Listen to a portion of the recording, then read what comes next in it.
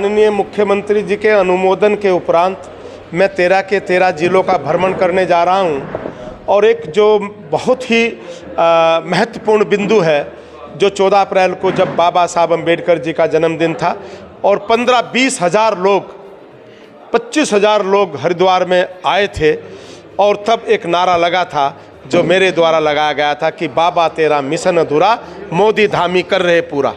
उस विज़न को लेकर के हम 200 अम्बेडकर शिविर लगाने जा रही हमारी सरकार। उसमें 95 ब्लॉक और 105 नगर निगम, नगर पंचायत, नगर पालिकाएँ हैं। उन 200 शिविरों के माध्यम से बाबा साहब अम्बेडकर और पंडित दीनदयाल उपाध्याय की जो सोच थी कि अंतिम छोर तक बैठे व्यक्ति तक सरकार की योजनाओं का लाभ जाए, केंद्र सरकार की और प्रदेश सरकार की सारी योजनाओं को धरातल पर उतारने के लिए मैं निकला हूं।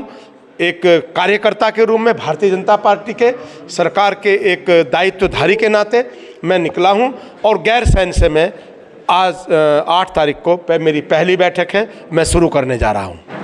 देखिए, छात्रवृत्ति घोटाला ये कांग्रेस और बहुजन समाज पार्टी की सरकार जो मिली जुली थी, जिसमें हमारे यहाँ से भी एक कैबिनेट मंत्री समाज कल्याण मंत्री थे, और बड़ा दुख भी होता है कि इतना बड़ा घोटाला, कभी कोई चपरासी स्कूल का वजीफा कहते थे वो छात्रवृत्ति पर कोई 10 रुपये भी नहीं लेता था, लेकिन इतना बड़ा घोटाला हुआ, देवभूमि शर्मसार हुई, हमारी सरकार तत्कालीन बसपा और कांग्रेस की शर्मसार हुई और न जाने कितने अधिकारी जेल गए समाज कल्याण के। स्कूल के संचालक, चाहे वो बीजेपी का था, चाहे वो कांग्रेस का था और चाहे वो किसी भी पार्टी का था, सब आज उसका दंश हमारे बच्चे झेल रहे हैं। मैं आपको बताना चाहता हूं, पूरा का पूरा ऑनलाइन सिस्टम हमारी सरकार ने कर दिया है। जहां जहां परेशानी आ रही है, जो टीचर्स, जो स्कूल के प्रबंधक जो ऑनलाइन करने में बच्चों के फार्म को आनाकानी कर रहे हैं, उनकी जांच की जाएगी और पूर्ण रूप से 100% बच्चों को स्कॉलरशिप पूरी पारदर्शिता के साथ दी जाएगी। 1 रुपया सरकार देगी तो बच्चे के खाते में 1 ही रुपया जाएगा। कैंप लगाने की जरूरत है। मैं फिर आपको बताना चाहता हूं कि कैंप और शिविर का मतलब होता है, क्योंकि हम बाबा साहब अम्बेडकर और पंडित दीनदयाल उपाध्याय जी के विचारों को आगे लेकर के बढ़ रहे हैं। अंतिम छोर पर जो व्यक्ति, क्योंकि मैं समाज कल्याण की जितनी योजनाएं हैं उसका अनुसरण समिति का अध्यक्ष हूं, उपाध्यक्ष हूं, तो मेरा काम है उसकी जांच करना कि अंतिम छोर पर बैठे व्यक्ति तक वो योजना जा रही है या नहीं। वो शिविर के माध्यम से सभी, जैसे ब्लॉक, नगर पंचायत, नगर निगम, नगर पालिकाएं, कुल 200 शिविर लगने जा रहे हैं। उनकी योजना को मूर्त रूप देने के लिए आज मैं 13 जिलों का भ्रमण शुरू कर रहा हूं।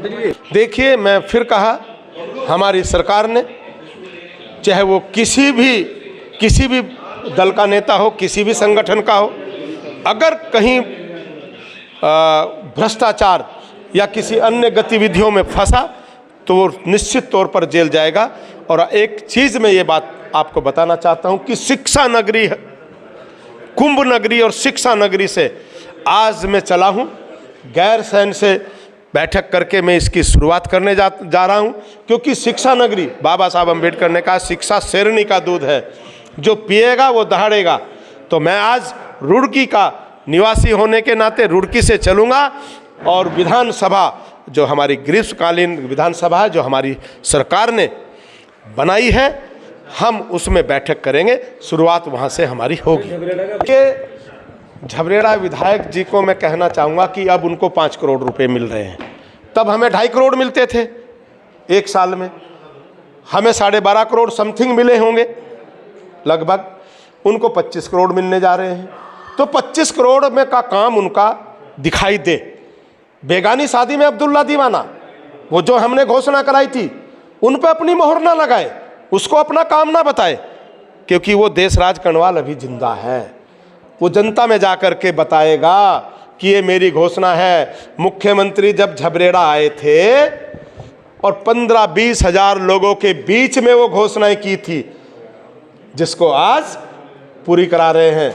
और घोषणा में विधायक का कोई रोल नहीं होता, केवल और केवल घोषणा कराने में विधायक का रोल होता है, जो रोल मेरा रहा है। उसके बाद मुख्यमंत्री अपनी घोषणाओं की खुद समीक्षा करता है, हर महीने उसकी मॉनिटरिंग करता है मुख्यमंत्री।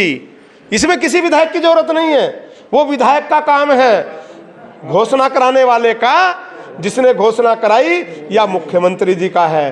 बेगानी शादी में अब्दुल्ला दीवाना मेरे छोटे भाई हैं। जाती जी, अभी मुझे आप लोगों ने बताया कि लाइब्रेरी की जो उन्होंने घोषणा बनाई है, उसके लिए मैं उन्हें धन्यवाद देता हूँ।